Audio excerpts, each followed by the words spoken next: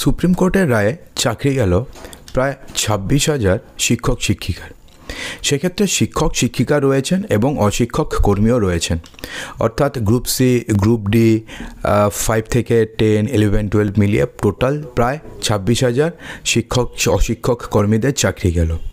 তো এখন প্রশ্নটি হচ্ছে কাদের কাদের চাকরির জন্য, অর্থাৎ কাদের কাদের এখন টাকা ফেরত দিতে হবে এবং কাদের টাকা ফেরত দিতে হবে না। এখন সবার মনে একটা প্রশ্ন আসছে যে টাকা যদি আমাকে ফেরত দিতে না হয় তার মানে তো আমি যোগ্য, তাহলে আমার কেন চাকরি গেল? অর্থাৎ আমি তো যোগ্য, আমাকে টাকা যেহেতু দিতে হবে না তার মানে আমি যোগ্য, তাহলে আমার চাকরি কেন যাবে? তো এই সমস্ত কিছু প্রশ্নের উত্তর দেওয়ার চেষ্টা করবো এই ভিডিওতে, এবং আপনাকে কত টাকা দিতে হবে এবং কত দিনের মধ্যে দিতে হবে সেটাও জানাবো, সেজন্য ভিডিওটিকে সম্পূর্ণ দেখতে থাকুন।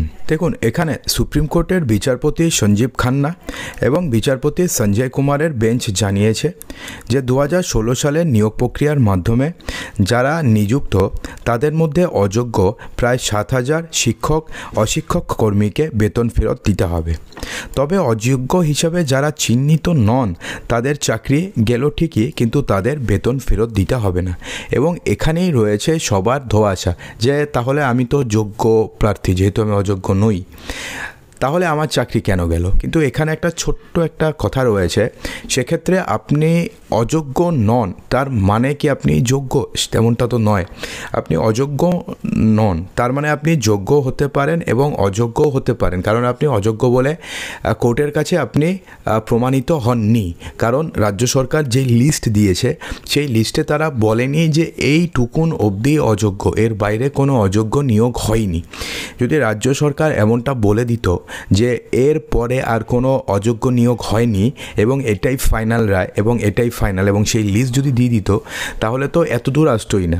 যেহেতু রাজ্য সরকার ক্লিয়ার করে কিছু বলেনি যে এতটুকুনই যোগ্য, এতটুকুন অযোগ্য, তো সেক্ষেত্রে এখানে ব্যাপার হচ্ছে গিয়ে এখানে পুরো ভার্ডিক্টটা এইভাবে হয়েছে যে যাদের যোগ্য বলে চিহ্নিত, যাদের অযোগ্য বলে চিহ্নিত হয়েছে এবং যারা অযোগ্য বলে চিহ্নিত হয়নি, অর্থাৎ তারা যোগ্যও হতে পারে এবং তারা অযোগ্যও হতে পারে।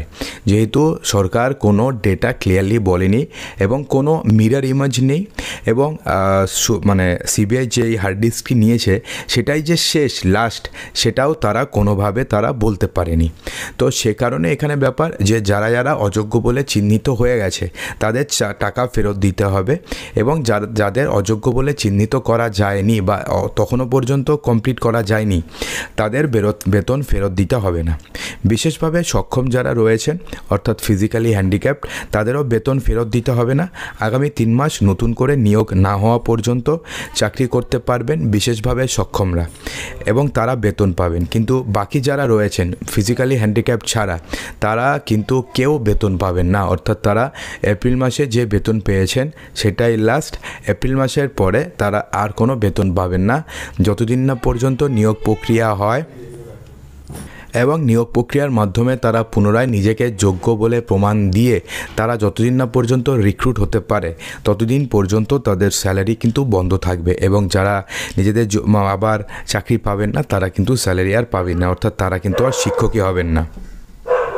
এখানে আপনাদের কিছু ইনফরমেশন জানিয়ে দিই যেটা আপনি অলরেডি অনেকবার শুনে নিয়েছেন, তাও বলি যে দুর্নীতির অভিযোগে ২০২৪ সালের ২২ এপ্রিল কলকাতা হাইকোর্ট ডিভিশন বেঞ্চের রায় বাতিল হয়েছিল। ২০১৬ এসএসসি প্যানেল মন্ত্রিসভার বিরুদ্ধে সিবিআই তদন্তের নির্দেশ দেওয়া হয়েছিল। কোর্টের কলমের খোঁচায় চাকরি হারিয়েছিলেন প্রায় ২৫,৭৫৩ জন শিক্ষক এবং অশিক্ষক কর্মী। সেই রায়ের বিরুদ্ধে সুপ্রিম কোর্টে মামলা দায়ের করে রাজ্য সরকার, স্কুল সার্ভিস কমিশন এবং মধ্যশিক্ষা পর্ষদ। শীর্ষ আদালত দফায় দফায় এই মামলার শুনানি হয়। বাদীপক্ষ বিবাদী পক্ষ উভয়ের কথাই সুপ্রিম কোর্টে শোনা হয়, যেটা হাইকোর্টে শোনা হয়নি বলে রাজ্য সরকার বলেছিল। সুপ্রিম কোর্ট কলকাতা হাইকোর্টের চাকরি বাতিল এবং বেতন ফেরতের রায়ে অন্তর্বর্তী স্থগিতাদেশ দেয়, যেই সময়তে জাস্টিস চন্দ্রচূড় ছিল। তারপর থেকে দফায় দফায় শুনানি চলছিল। তো এবার গত 10 ফেব্রুয়ারি শেষ শুনানি হয়েছিল, তখন সিবিআই জানিয়ে দিয়েছে যে তারা চাইছে যে কলকাতা হাইকোর্টের যে ২৬,০০০ চাকরি বাতিলের রায় সেটা হুবহু বহাল থাকুক। স্কুল সার্ভিস কমিশন জানিয়েছে যে র্যাঙ্ক জাপ এবং প্যানেল বহির্ভূত নিয়োগের তথ্য থাকলেও ওএমআর শিট কারচুপির তথ্য তাদের কাছে নেই, অর্থাৎ তারা ওএমআর শিট পুড়িয়েই ফেলেছে। রাজ্য সরকারের তরফে জানানো হয়েছে যে একসঙ্গে এতজন শিক্ষকের চাকরি বাতিল করা হলে বাংলার শিক্ষা ব্যবস্থা পুরোপুরিভাবে ভেঙে পড়তে পারে। সব পক্ষের সওয়াল শোনার পরে রায়দান স্থগিত করেছিল প্রধান বিচারপতি সঞ্জীব খান্না। বৃহস্পতিবার চূড়ান্ত রায় তিনি শুনিয়েছেন। এখন দেখুন, সুপ্রিম কোর্টের নির্দেশে চাকরি বাতিলের পাশাপাশি বেতন যে দিতে হবে সেক্ষেত্রে পুরো বেতন তো দিতেই হবে, সেই সঙ্গে 12% সুদসহ বেতন পুরোপুরি ফেরত দিতে হবে। তো এখন ব্যাপারটি হচ্ছে কত টাকা তাদেরকে দিতে হবে সেটা আমরা পার্ট বাই পার্ট একটা করে চলুন আমরা জেনে নিই। অর্থাৎ এখানে আপনাদের কি বললাম, 2016 প্যানেলে যারা সাদা খাতা এবং ওএমআর শিট জালিয়াতি করে চাকরি পেয়েছেন এবং এতদিন সেই চাকরিতে বহাল ছিলেন তাদের সমস্ত বেতন ফেরত দিতে হবে, সঙ্গে গুনতে হবে সুদের টাকা। অর্থাৎ যারা এইভাবে চাকরি পেয়েছেন ওএমআর শিট জালিয়াতি করে, র্যাঙ্ক জাম্প করে বা সাদা খাতা জমা দিয়ে, শুধুমাত্র আপাতত তাদেরকেই টাকা দিতে হবে। তো সেক্ষেত্রে প্রথমে আমরা জেনে নিই যে গ্রুপ ডি এবং গ্রুপ সি কর্মীদের অর্থাৎ অশিক্ষক কর্মীদের কত টাকা দিতে হবে, অ্যাপ্রক্সিমেট, এক্স্যাক্ট না অ্যাপ্রক্সিমেট। সেই সমস্ত শিক্ষক এবং অশিক্ষক কর্মীদের স্টার্টিং বেতন শুরু হয়েছিল 25,000 থেকে 26,000 টাকা থেকে। স্টার্টিং বেতন থেকে 2024 সাল পর্যন্ত ধরলে তাদের বেতন অ্যাপ্রক্সিমেটলি হলো 16 লক্ষ টাকা এবং এই 16 লক্ষের ওপরে 12% সুদ দিতে হবে। সেই সুদ অ্যাড করে নেবেন, তাহলে কত টাকা দিতে হবে এক্স্যাক্টলি আপনারা বুঝে যাবেন, মোটামুটি 18 লক্ষ টাকার মতন। এবার গ্রুপ ডি যারা রয়েছে তাদের স্টার্টিং স্যালারি 19,000 টাকা থেকে শুরু হয়, সেটা ধরলে 2024 অবধি তা প্রায় 11 লক্ষ টাকার মতন হয়। এরপরে টাকা বাড়বে মোটের পরিমাণও, অর্থাৎ এরপরে এটা একটা অ্যাপ্রক্সিমেট হিসাব, সেটা তো পরবর্তীকালে তো টাকা বেড়েছে, তাদের স্যালারি ইনক্রিমেন্ট হয়েছে, ডিএ বেড়েছে, এই সমস্ত কিছু নিয়ে তো স্যালারিও বেড়েছে। তো সেক্ষেত্রে অ্যাপ্রক্সিমেটলি প্রায় 11 লক্ষ টাকার মতন তাদের দিতে হবে, এর থেকে বেশি দিতে হবে, কম নয়। এরপর 11 লক্ষ টাকা দিতেই হবে। এরপরে একাদশ এবং দ্বাদশ শ্রেণীর দুজনেরই তো স্টার্টিং স্যালারি সেম, অর্থাৎ 44,000 টাকার মতন আশপাশ থেকে তাদের স্যালারি শুরু হয়।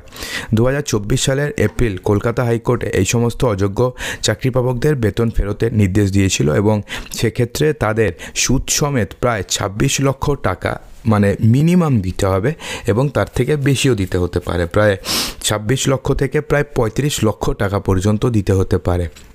অর্থাৎ সেক্ষেত্রে তাদের কত টাকা ইনক্রিমেন্ট হয়েছে, ডিএ কী হয়েছে সেটা হিসাব করলে প্রায় 26 লক্ষ টাকার থেকে 35 লক্ষ টাকার আশেপাশে হবে তাদের যত টাকা দিতে হবে সেই পরিমাণটি।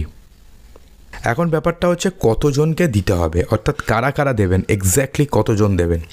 এসএসসি যে তথ্য দিয়েছিল সেখানে সংখ্যাটা হচ্ছে 5,485 জন। প্যানেলের নাম না থাকা সত্ত্বেও যারা চাকরি পেয়েছেন, যারা সাদা খাতা জমা দিয়ে চাকরি পেয়েছেন কিংবা ওএমআর শিটের নম্বর জালিয়াতি করে চাকরি পেয়েছেন, তাদের সমস্ত বেতন তো ফেরত দিতেই হবে। এরপরে আরও রয়েছে যে এসএসসির দেওয়া তথ্য অনুযায়ী সংখ্যাটা হচ্ছে 5,885 জন। এখনও পর্যন্ত সুপ্রিম কোর্ট কতজনকে বেতন ফেরত দিতে হবে সেই সংখ্যাটা কিন্তু এখনও অবধি পরিষ্কার নয়, ফলে সেই সংখ্যা আরও বাড়তে পারে সেটাই কিন্তু মনে করা হচ্ছে। তো সেক্ষেত্রে 2024 সাল পর্যন্ত তাদেরকে 12% সুদসহ পুরো টাকা ফেরত দিতে হবে।